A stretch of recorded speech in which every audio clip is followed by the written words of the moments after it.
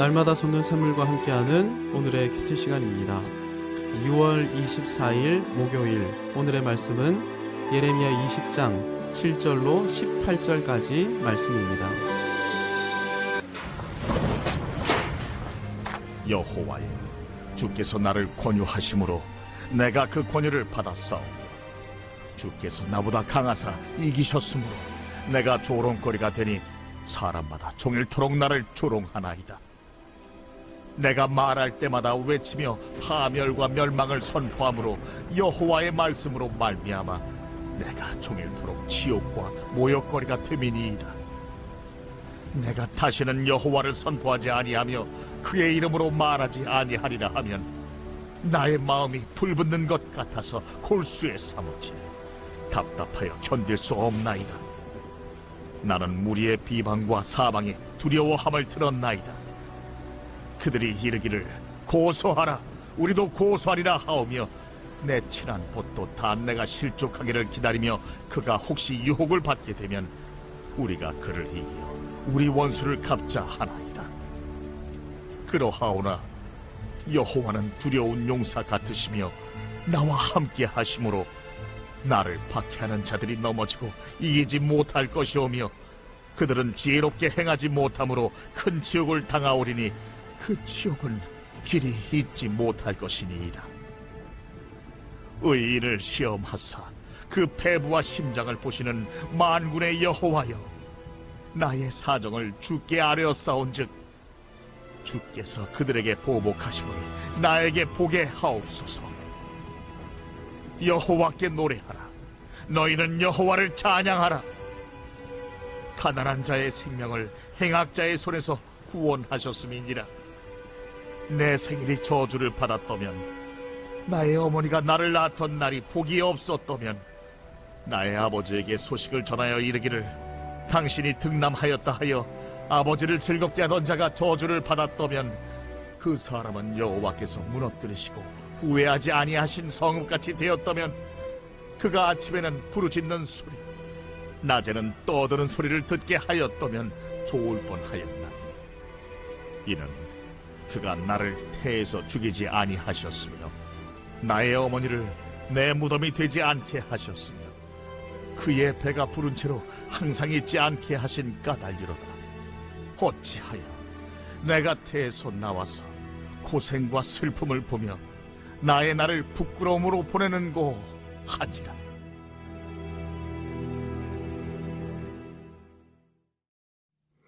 지금까지 살펴보았던 대로 예레미야는 언약적 저주와 언약적 심판을 선포했던 선지자입니다.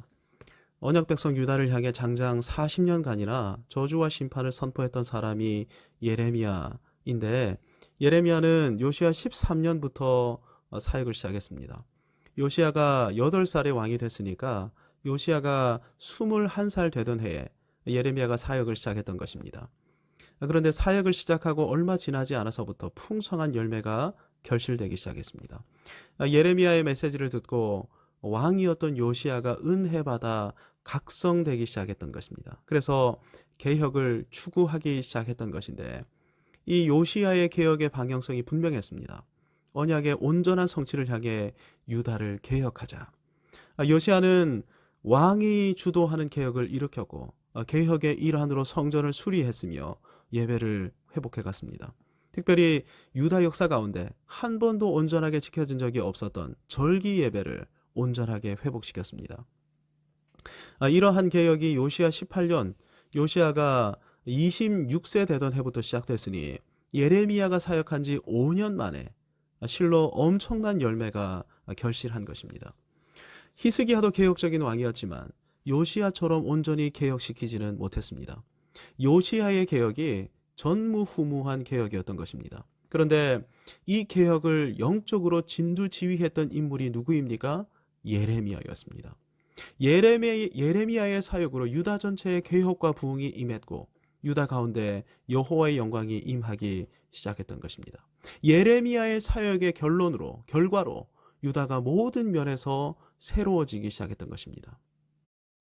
그런데 중요한 사실은 유다에 이렇게 부흥과 개혁이 임하고 있었음에도 예레미야의 메시지와 사역의 방향성에는 변함이 없었다는 것입니다.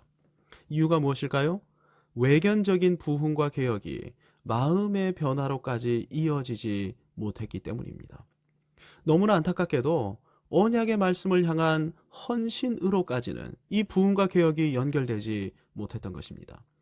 부흥과 개혁의 때임에도 이럴 수 있습니까? 네, 얼마든지 그럴 수 있습니다. 예배 때마다 은혜 받고 감격하고 눈물은 흘릴지라도 마음은 여호와 하나님께로부터 멀어질 수 있는 것이죠. 그의 실제 선택이나 가치관은 언약의 말씀과 아무 상관없을 수 있는 것입니다. 과거 8, 90년대에 유명한 사역자가, 찬양 사역자가 있습니다. 이름만 대면 누구나 알 수 있는 천재적인 사역자인데 이분이 작사 작곡한 여러 곡들이 지금까지도 애창이 되고 있습니다. 이분이 집회를 인도하기만 하면 참여했던 모든 사람이 은혜 받고 감동의 눈물을 흘렸을 뿐만 아니라 이분 역시 굉장히 진정성 있게 사역하면서 메시지를 전하곤 했습니다. 그런데 이분의 실제 삶은 입에 담기조차 힘들 지경이었습니다. 불륜 행각을 넘어서 중독 수준으로 윤락행위에 빠져 있었던 것이죠. 누구보다 하나님의 임재 가운데 있는 것처럼 보였음에도 불구하고 마음과 삶은 언약의 말씀과는 너무나 동떨어져 있었던 것이죠. 그런데 이게 어디 이분만의 이야기이겠습니까? 우리 안에도 이러한 양면성이 얼마나 많은지 모릅니다. 그래서 주님 말씀에 의하면 마지막 심판대 앞에서 준엄한 심판을 받게 될 주님의 종들이 적지 않은 것입니다. 주님 정말로 저희를 모르십니까? 저희가 주님 이름으로 귀신도 내쫓았습니다.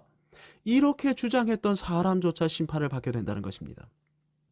주님이 이들에게 하실 말씀은 다음과 같습니다.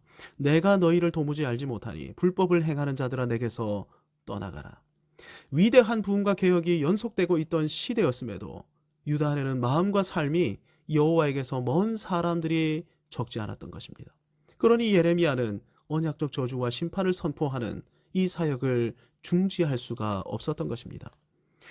하지만 요시야가 전사하면서 예레미야의 버팀목이 사라져버렸고 즉시 사람들은 예레미야를 미워하고 적대하기 시작했습니다. 하나님 나라가 망하고 언약 백성은 저주받는다. 이런 메시지를 이단적 메시지로 간주하는 종교 지도자들도 등장하기 시작했습니다. 이 와중에 유력한 제사장 바수울이 예레미야를 소환해서 공개적으로 매질을 합니다. 속에 쇠고랑을 채워 구금시키고 감금시키기까지 했습니다.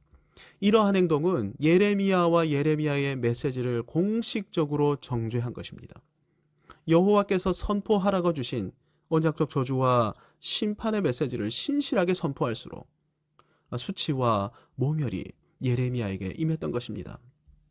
온전히 순종할수록 대적자들은 늘어만 갔고 순종할수록 정죄와 매질과 감금까지 이어졌는데 이렇게 예레미야를 대했던 사람들은 한때는 예레미야와 동력했던 사람들이죠.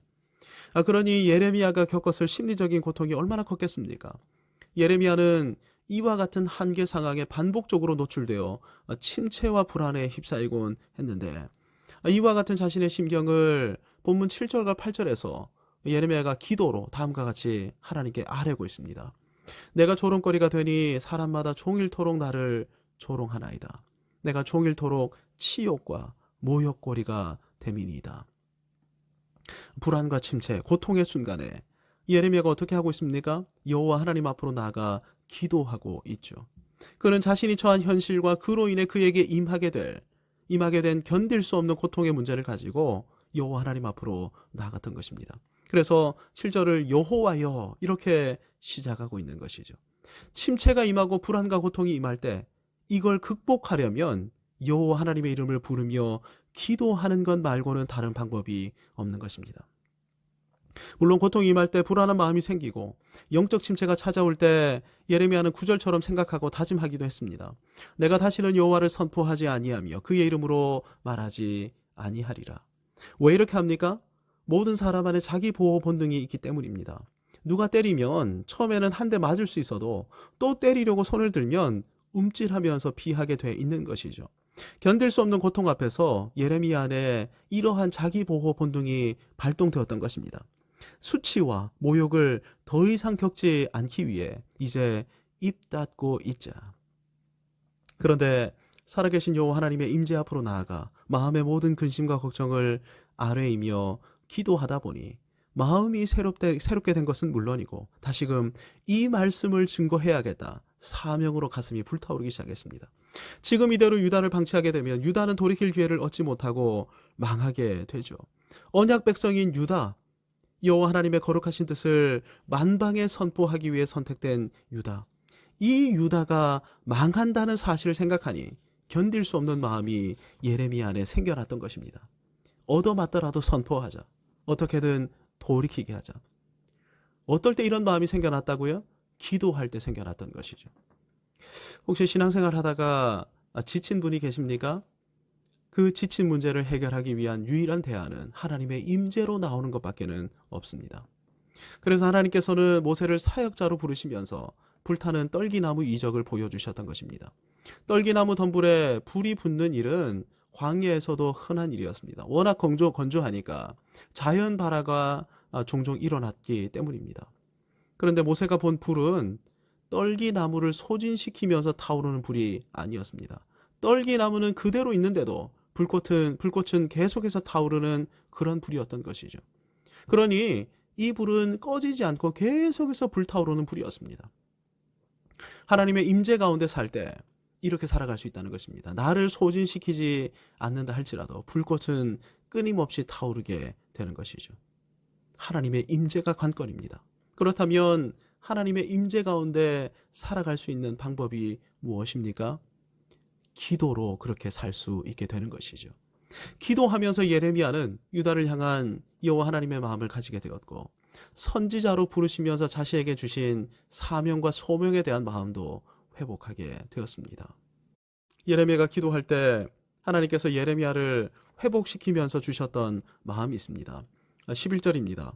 그러하오나 여호와는 두려운 용사 같으시며 나와 함께 하심으로 나를 박해하는 자들이 넘어지고 이기지 못할 것이오며 여호와는 두려운 용사 같으시며 사람들을 보면서 두려워 떨던 예레미야가 여호와 하나님, 강한 용사이신 여호와 하나님으로 충만하게 되었습니다. 하나님이 크게 보이기 시작했던 것이죠. 크신 하나님이 보이기 시작한다? 그러면 더 이상 두려워할 것이 없어지게 됩니다. 이것이 소망의 열쇠이죠. 이것이 기도의 목표 중 하나입니다.